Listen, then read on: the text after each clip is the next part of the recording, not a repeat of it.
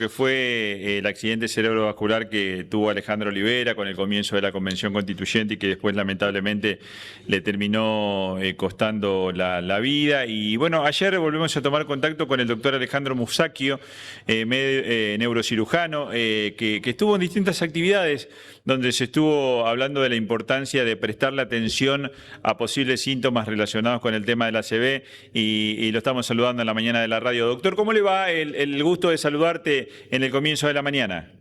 Hola, ¿cómo estás? Bien, gracias por atendernos y bueno, hemos conversado mucho este año, pero nunca está de más en materia de lo que es los accidentes cerebrovasculares, que como contamos siempre son más comunes de lo que uno realmente tiene presente.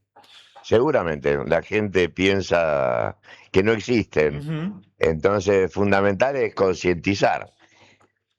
Hay que concientizar a la gente que existe esta enfermedad, que es sumamente importante porque es la tercera causa de muerte en el mundo y es la primera causa de invalidez. Entonces, de ahí la importancia de la misma. Además, es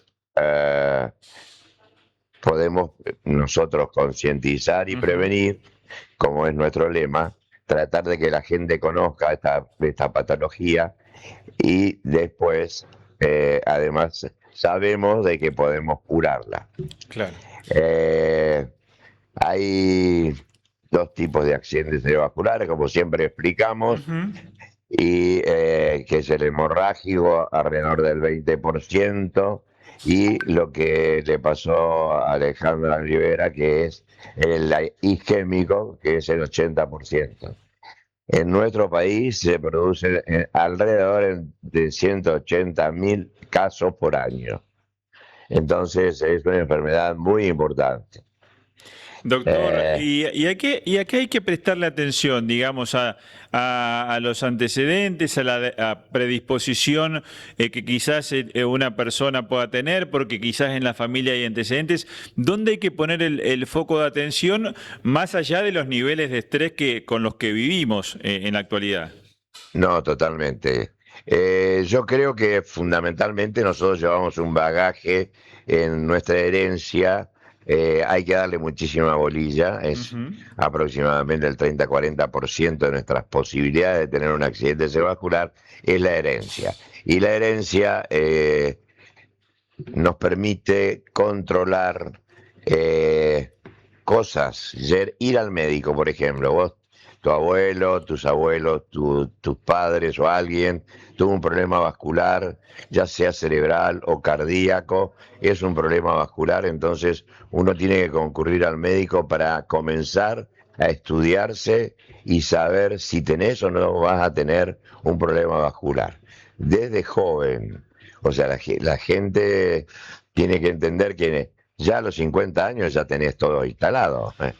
O sea que desde joven tenés que empezar a pensar en la parte de herencia.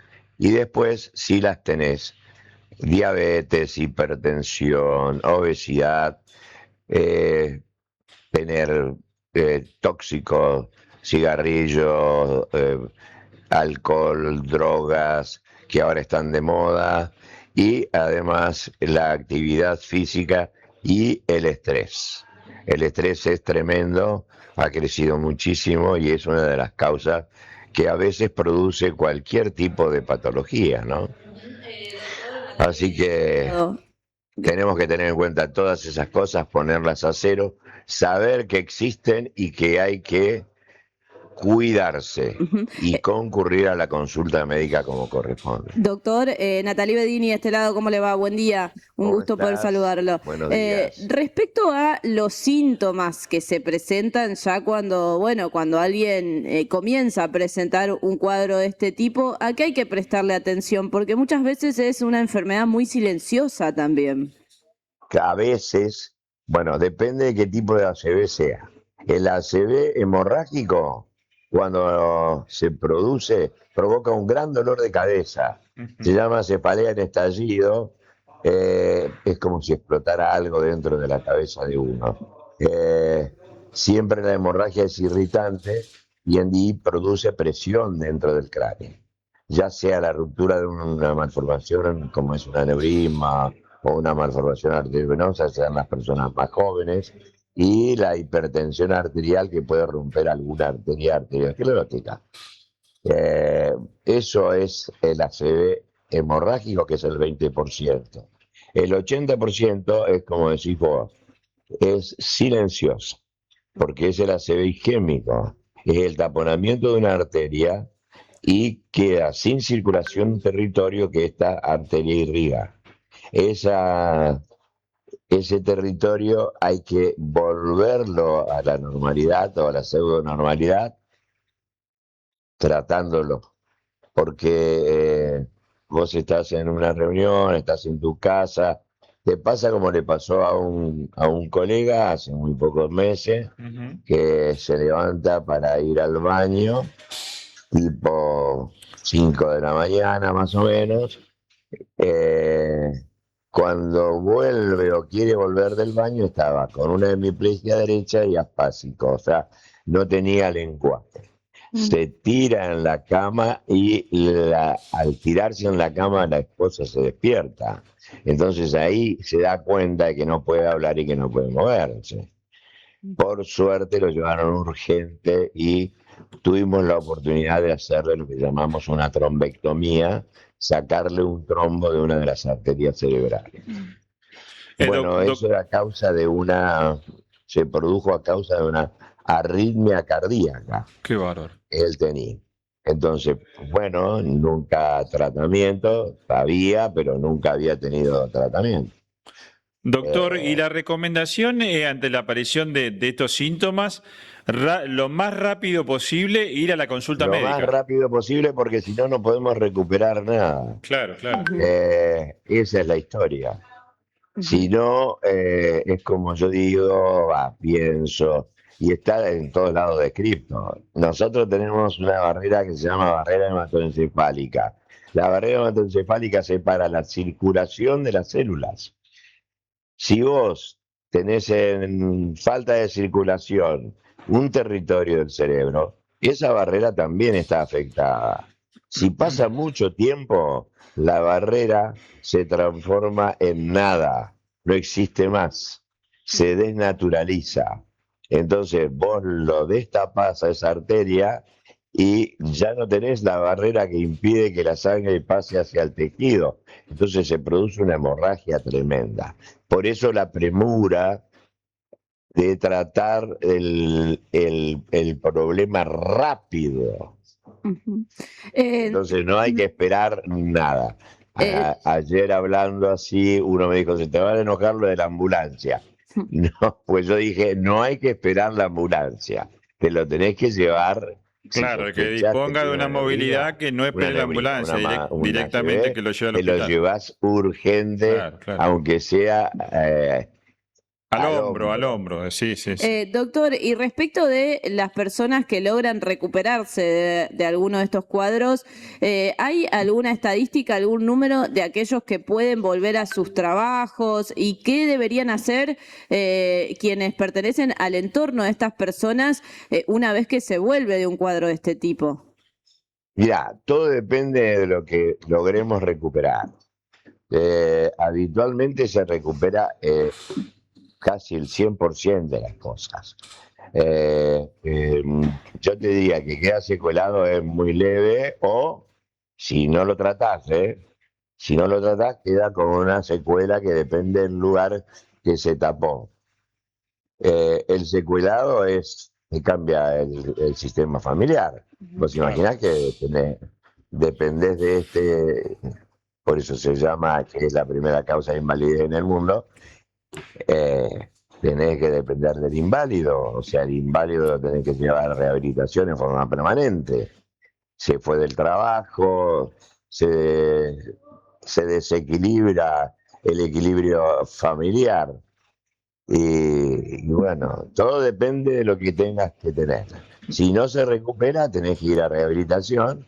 Tenemos una chica de 14 años que tenía una malformación arteriovenosa, hizo una ruptura de la misma y se mandó un hematoma intracerebral. Le tapamos la malformación, o sea, le curamos la malformación, se le operó el hematoma y ella actualmente va a cumplir 16 años. Nosotros la tratamos con un mes o 2 meses menos de 15. No, todavía no había cumplido los 15. Y en ese momento estaba con un trastorno del lenguaje, había quedado con un trastorno del lenguaje. Actualmente está bárbara. Tiene pequeñas fallas en la composición de algunas frases, pero va a la escuela, está fantástica, tiene un montón de actividades. No. Junto con el apoyo de los padres Doctor, y obviamente rehabilitación con fonoaudiología, etcétera, etcétera. y te pregunto, aquellos que tengan antecedentes familiares, una predisposición, por ejemplo, presión elevada, alguno de estos síntomas que vos anticipabas o esta predisposición, ¿hay estudios que uno se puede hacer, digamos, como para saber o para anticiparse a la posibilidad de un ACV, o esto es muy limitado o parcial? No, obviamente. O sea, por ejemplo, sabemos que la mayoría de las problemáticas que van al cerebro en los ACV isquémicos Sí. son de origen cardíaco y de origen en las carótidas a nivel cervical, o sea, en el cuello. Entonces, tenemos que estudiarnos las carótidas con un Doppler, con un simple Doppler, que es un método no agresivo, Sí. y podemos hacer un electrocardiograma, un ecocardiograma, y ves si tenés un problema valvular, si tenés una arritmia del corazón, si tenés una comunicación entre las aurículas o entre los ventrículos. Ujú. Entonces, que eso puede provocar turbulencia y la formación de coágulos que se van al cerebro. Entonces, todo eso hay que visualizarlo, ir al médico, si tenés presión alta tenés que normalizarla, Ujú. si tenés diabetes ponerla a cero, si tenés una problemática de cualquier otro índole, ir estudiándote con un Doppler, con cosas sencillas, Ujú. eh, No invasivas. y tenés que estar controlado. Ujú. Doctor, como siempre es un gusto conversar con vos y bueno, de estos temas que hay que empezar a mirarlos o por lo menos tener la información a disposición tanto para nosotros como para nuestros familiares. Te mando un abrazo grande y seguimos en contacto. Dale, un abrazo muy grande para ustedes. El doctor Alejandro Musacchio, médico neurólogo, hemos conversado muchísimas veces con él, jefe de servicios allí en el hospital de José María Cuyen. Si ustedes recuerdan, fue el médico que operó a Alejandra Locomotora Olivera después del ACV que había tenido el día que tenía que asumir como convencional constituyente.